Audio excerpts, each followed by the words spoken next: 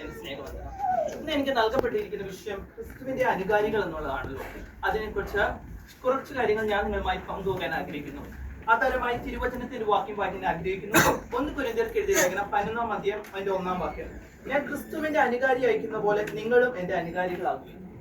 നമുക്ക് ചിന്തിക്കാം, എന്താണ് ഒരു അനുകാരി എന്നത്.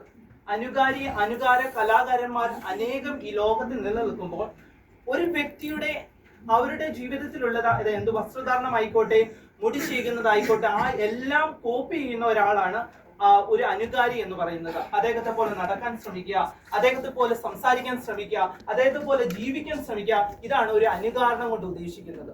ഇവിടെ അപ്പോസ്തലനായ പൗലോസ് കൊരിന്ത്യർ സഭയോട് പറയുന്നത്, ഞാൻ ക്രിസ്തുവിന്റെ അനുകാരി ആയിരിക്കുന്നത് പോലെ നിങ്ങളും അതുപോലെ അനുകരിക്കാം. നമുക്ക് ഈ ലോകത്തിൽ അനുകരിക്കാൻ ഒരേ ഒരാളേ ഉള്ളൂ, അത് നമ്മുടെ കർത്താവായ യേശു ക്രിസ്തു മാത്രമാണ്.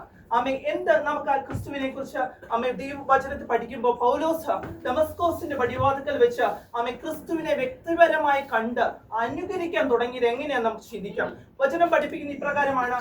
എന്തുകൊണ്ട് നമുക്ക് ക്രിസ്തുവിനെ അനുകരിക്കാൻ സാധിക്കുന്നത്?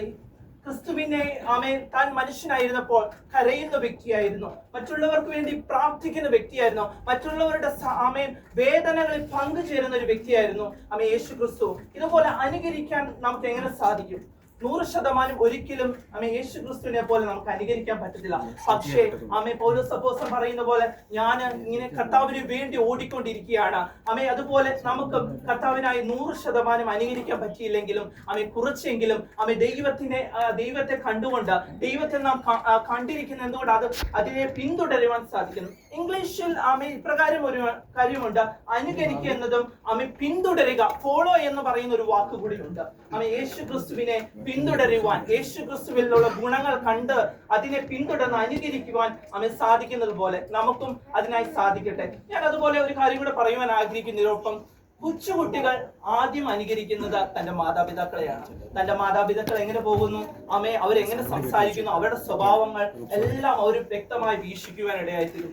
അതുപോലെ പക്ഷെ അവർ വളരുമ്പോൾ അവർ പെട്ടെന്ന് ചിന്തിക്കുന്നത്, എന്റെ അടുത്ത വീട്ടിലെ ചേട്ടനെ പോലെ ഞാൻ ആയിത്തീരണം, എന്റെ സ്കൂളിലെ ടീച്ചറിനെ പോലെ ആയിത്തീരണം, എന്റെ സമൂഹത്തിലെ രാഷ്ട്രീയക്കാരെ പോലെ ആയിത്തീരണം, ഒരു സിനിമാ നടനെ പോലെ ആയിത്തീരണം. ആഗ്രഹങ്ങൾ പലതും മാറിക്കൊണ്ടിരിക്കും. വർഷങ്ങൾ കടന്നു പോകുമ്പോൾ തന്റെ ആഗ്രഹങ്ങളും അനുകരണങ്ങളും മാറി പോകുന്ന പോലെ നമുക്ക് ഒരു വ്യക്തിയെ മാത്രമേ ഉള്ളൂ അനുകരിക്കാൻ പറ്റത്തുള്ളൂ, അത് നമ്മുടെ കർത്താവായ യേശു ക്രിസ്തു മാത്രമാണ്.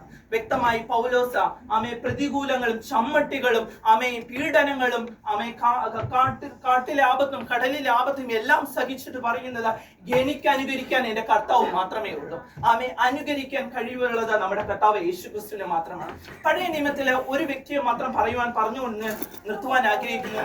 നവോമിയുടെ കൂടെ പോയ രൂത്ത് ബെത്ലഹേമിൽ എത്തിയപ്പോൾ എത്തുന്നതിന് മുമ്പ് പറയുന്നത്, അവൾ പറഞ്ഞു, നീ എന്നെ വിട്ടുപോകും, കാരണം എന്റെ കൂടെ വന്നു കഴിഞ്ഞാൽ നിന്റെ ജീവിതം കഷ്ടമായി തീരും. പക്ഷെ നവോമി പറഞ്ഞപ്പോൾ രൂത്ത് പറയുന്നത്, നിന്റെ ദൈവം എന്റെ ദൈവം, നിന്റെ ജനം എന്റെ ജനം, നീ പോകുന്നിടത്ത് ഞാനും പോകും. പ്രിയ ദൈവജനമേ, എനിക്കൊരു കാര്യം മാത്രമേ പറയാനുള്ളൂ. നിങ്ങൾ പോകുന്ന ഏത് ജോലി മേഖല ആയിക്കോട്ടെ, നിങ്ങളുടെ സമൂഹത്തിലായിക്കോട്ടെ, നിങ്ങളെ കണ്ടുകൊണ്ട് മറ്റുള്ളവർ പറയണം, നിന്റെ കൂടെ ഒരു ദൈവമുണ്ടെന്ന്. നീ ജീവിക്കുന്നതും നീ വിശ്വസിക്കുന്ന ദൈവം ജീവനുള്ള ദൈവമാണെന്ന് പറയുന്നു. അത് കണ്ട് അവരും നിന്നെ അനുകരിക്കാൻ ഇടയായിത്തീരും. കൊരിന്ത്യർ ലേഖനത്തിൽ പൗലോസ് അതാണ് പറയുന്നത്, ഞാൻ ക്രിസ്തുവിനെ അനുകരിക്കുന്നത്, ഞാൻ പറയുന്നത് നിങ്ങളും അതുപോലെ അനുകരിക്കുക.